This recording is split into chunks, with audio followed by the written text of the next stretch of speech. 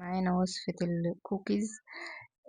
وصفة جميلة جدا ولذيذة. طبعا هو مشهور بكوكيز العبد.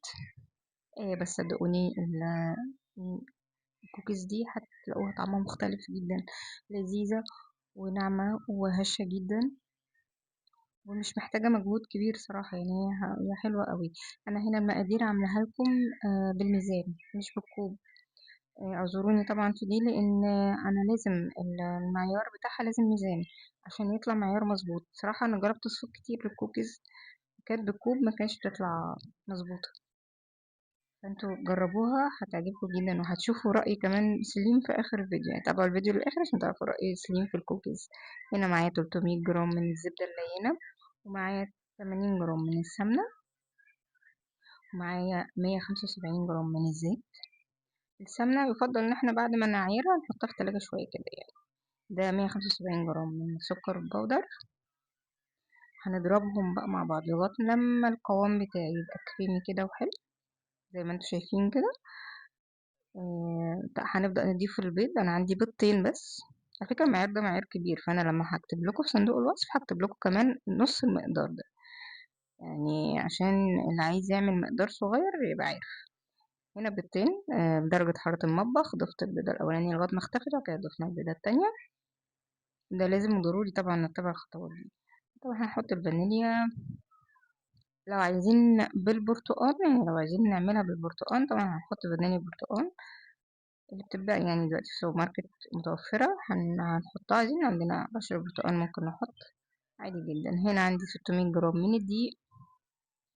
وعندي كمان ربع يعتبر، يعني ربع أو أكتر من ربع شوية بيكنج باودر، يعني حوالي 4 جرام من البيكنج باودر. بيكنج باودر ما يكترش في البسكوت عشان ما يفرش مننا.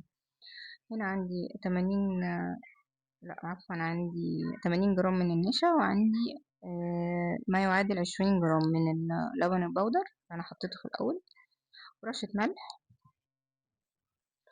وهنبدأ بقى ننخل المقدار ده كله على المقدار الجاف ده كله على المقدار الزبدة اللي احنا ضربناها لغاية ما نخلص خالص بقى، ونبدأ نقلب العجينة بتاعتنا. طبعا هنلاقيها باللزق ان هي محتاجة لسه دقيق، لان يعتبر لو انا هعمل المعيار كله فانيليا فهحتاج 750 جرام دقيق مرة واحدة. لكن انا هنا هقسم المعيار، هعمل كذا طعم، يعني طعم فانيليا وطعم شوكولاتة. فخدت الفانيليا على جنب. دلوقتي هضيف الكاكاو على الجزء الشوكولاتة. هضيف هنا دي اختياري معلقة من النسكافيه، قهوة سريعة الذوبان. هحط الأول 3 معالق كبار من الكاكاو الخام، الكاكاو الخام الغير محلى. هقلب المعيار بتاعي، هقلب الكوكيز بتاعي كده كويس جدا لغاية ما يختفي، واشوفه لو لسه بيلزق فهزود تاني كاكاو. انا هنا زودت تاني معلقتين. انا اعتبر واخدة تلت المقدار فانيليا، والتلتين كانوا كاكاو، يعني شوكولاتة. يعني حطيت عليهم 5 معالق كبار من الكاكاو لغاية ما خلاص. بصوا بقت، يعني لما اجي اكورها في ايدي هتبقى متماسكة وما بتلزقش وما بتشققش. لو حالة ان احنا لقيناها شققت يبقى معناها كده المواد الجافة زادت عندنا، فنحتاج نزود معلقة سمنة، معلقتين سمنة كده يعني. هنا معيار الفانيليا هزود له دقيق بقى، وبرضه هعمل زي ما عملت في الشوكولاتة، هقلبها كويس لغاية لما اتأكد ان هي قوامها بقى مظبوط ما بيلزقش، وفي نفس الوقت لما بكورها واجي يعني اضغط عليها ما تشققش. بنضيف طبعا جزء جزء، بنكون حذرين في الجزء في الحاجات دي، في الكوكيز وفي البسكوتات عامة، عشان المواد الجافة ما تكترش زيادة عن اللزوم معانا. بعد ما سيبناها شوية تريح طبعا في التلاجة شوية، لأن احنا في الحر. لو في الشتاء عادي سيبوها بره عادي مش هيحصل أي حاجة. بنبدأ نكورها. وعندي شوكولات شيبس بجيبه من أي عطار أو من أي خامات حلواني. شوكولات شيبس حراري، يعني تقولي له شوكولات شيبس حراري. بكور كده بكل سهولة، واروح حطاها ضغط عليها على الشوكولات شيبس، واروح حطاها في الصينية. بعمل كده المقدار كله، وحتى الشوكولاتة اهي بكورها كويس جدا، واروح حطاها في الشوكولات شيبس، واديها تبطيطة خفيفة، واروح حطاها في الصاج بتاعي بمنتهى السهولة. طبعا قلتلكوا نقدر نعمل كذا طعم، مش شرط الشوكولاتة والفانيليا. احنا ممكن نلعب في الموضوع، نحط قرفة، نحط فانيليا، برتقال. بنسويهم بقى على درجة حرارة 170 لمدة 20 دقيقة فقط.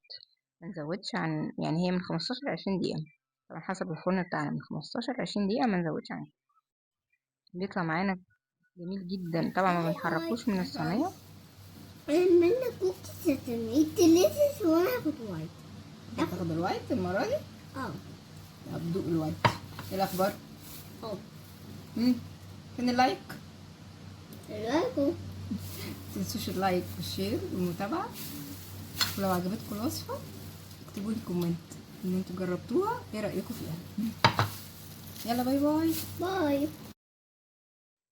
لو وصلتوا لحد هنا شكرا على متابعتكم، اتمنى ان يكون الوصفة عجبتكم، جربوها وهتعجب كل احبابكم، والى اللقاء في فيديو جديد ووصفة جديدة.